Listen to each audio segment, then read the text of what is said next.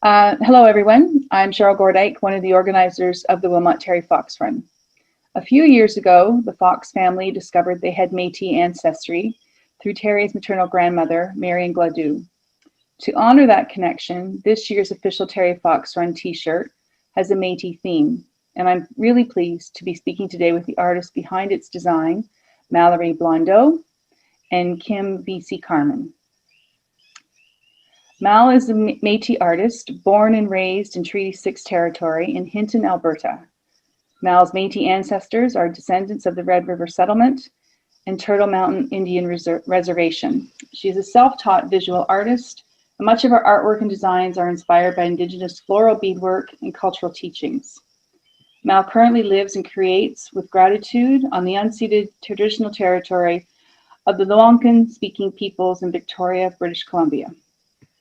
Kim is a Métis graphic designer from West Bank, BC, and is a graduate of Emily Carr University of Art and Design. A deep appreciation for her culture inspires her creative graphic process of communicating concepts through topography and images. Currently, Kim operates from her studio, Pine Rock Ridge Graphic Art and Design in Merritt, BC, where she enjoys learning from knowledge keepers in the community and collaborating with clients. Tanshe, hello to both of you. Thank you for chatting with me today. You're both Métis artists. Can each of you explain what Métis means to you and how that carries over to your work? So I guess we'll start with Mal. Tanshe, good afternoon. Thank you for having me. So yeah, being Métis, it's really, for me, it's about community, and it's connecting to a distinct group of people who have history and connection to this land for decades, centuries, really. And so it's about being able to share those stories and histories and just carry on the traditions that were formed from being part of a distinct community. Thanks. And Kim? Yeah, well, similarly for me, it has really allowed me to embrace a more sense of community as well.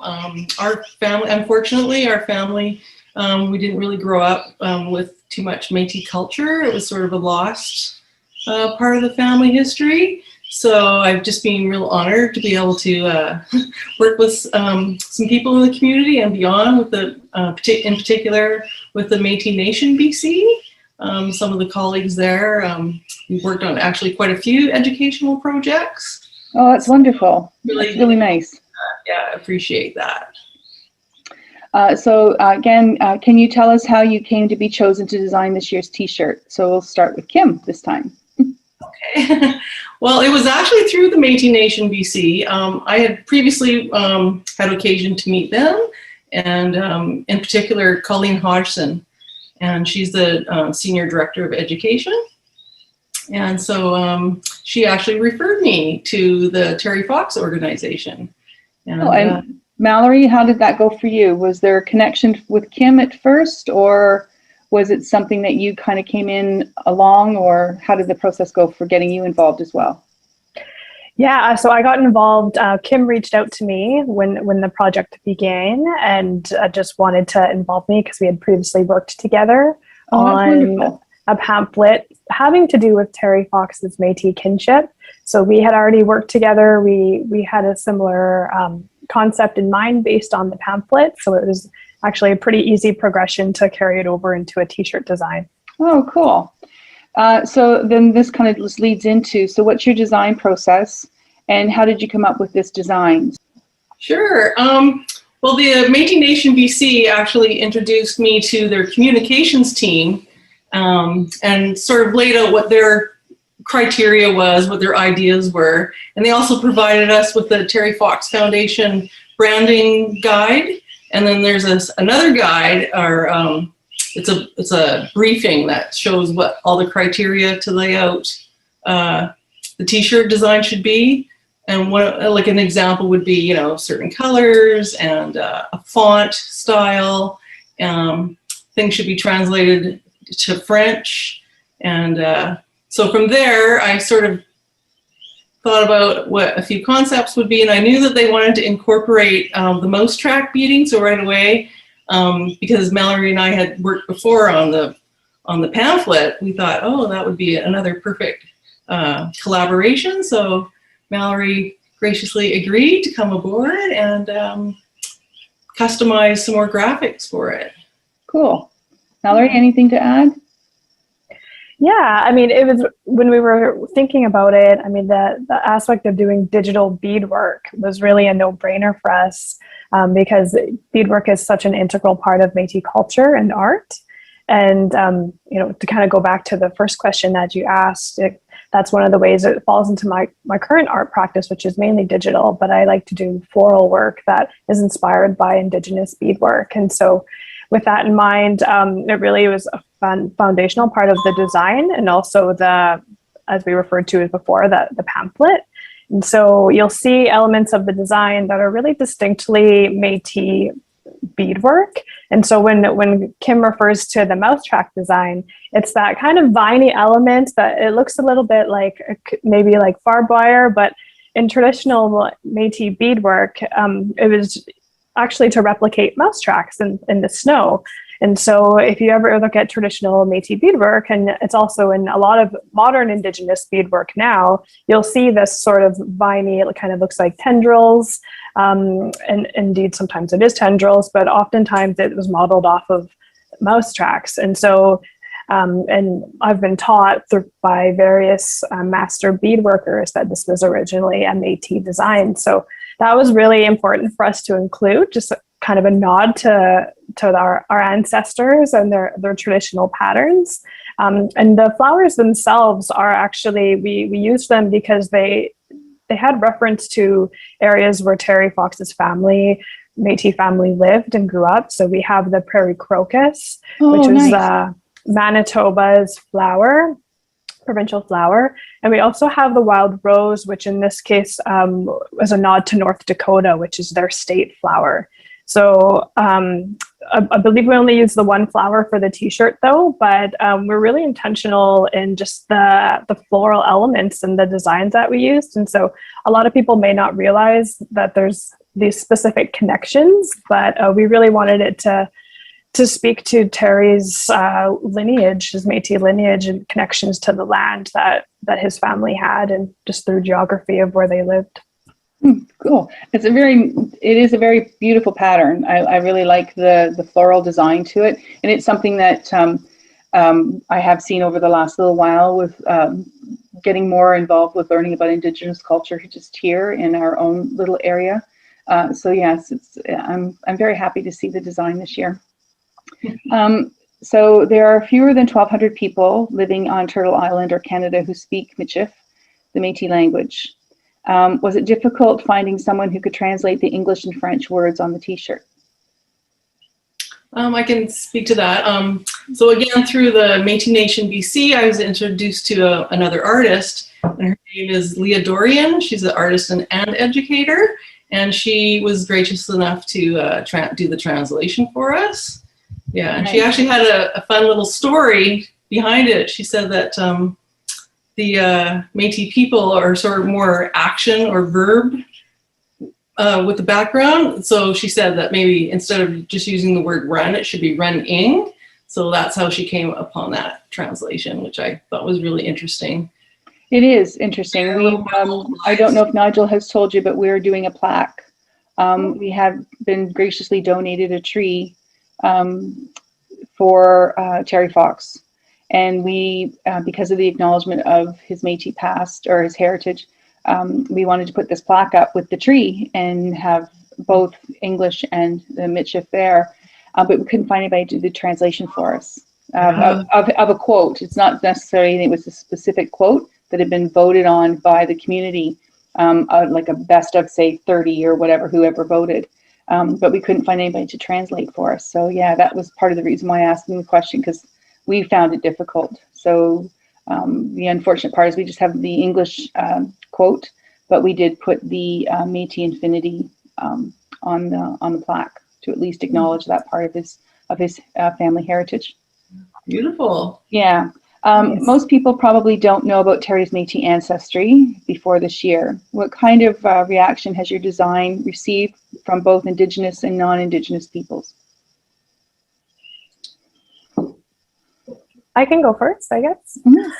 Yeah. So, I mean, from my perspective, we completed this work. It seemed very early in the spring, if I'm recalling, maybe February, March. And so, my involvement, we really kind of wrapped it up, and then we didn't hear about it for a while.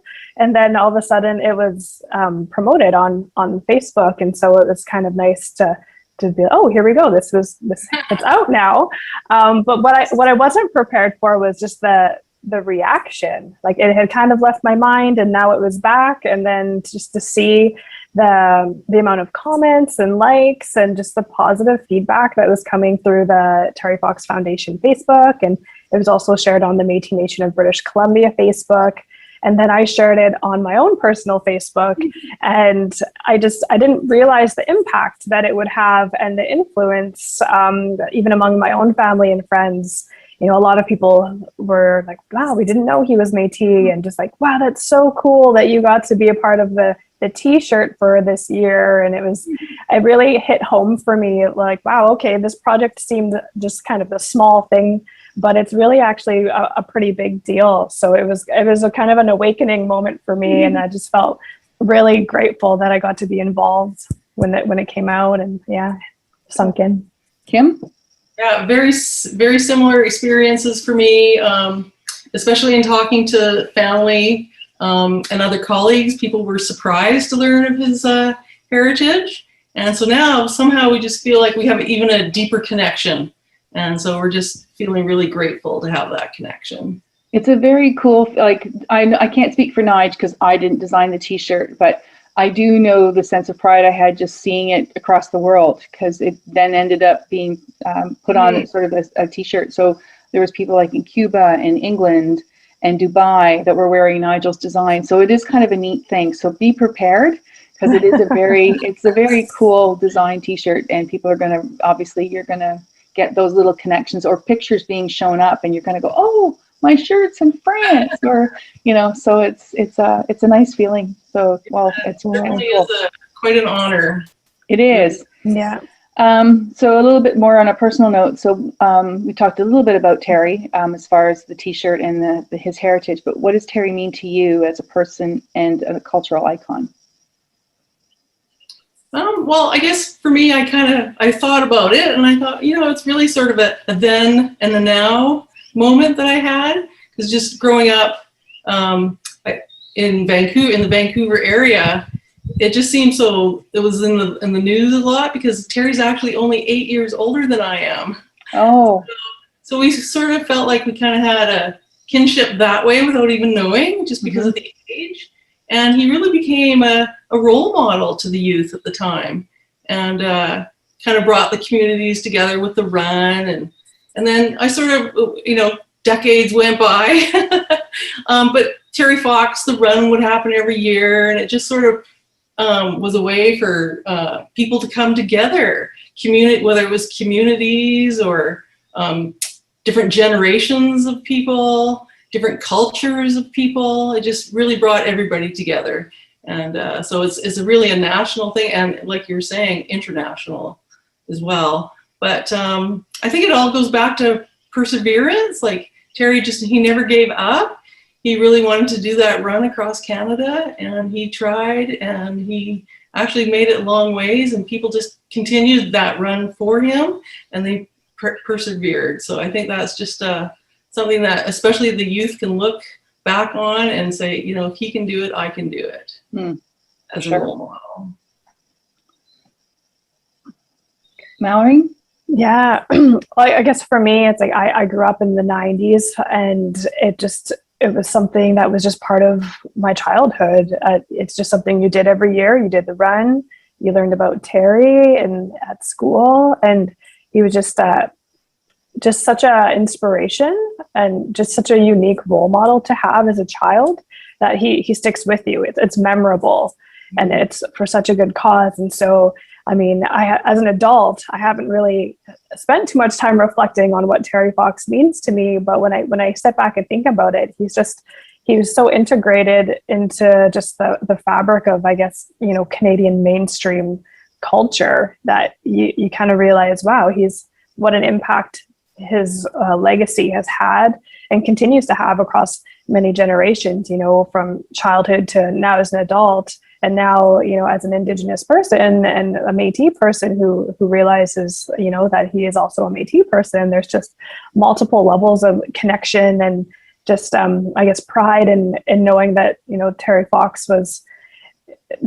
mission, being a Canadian, being a Métis person as well. Mm.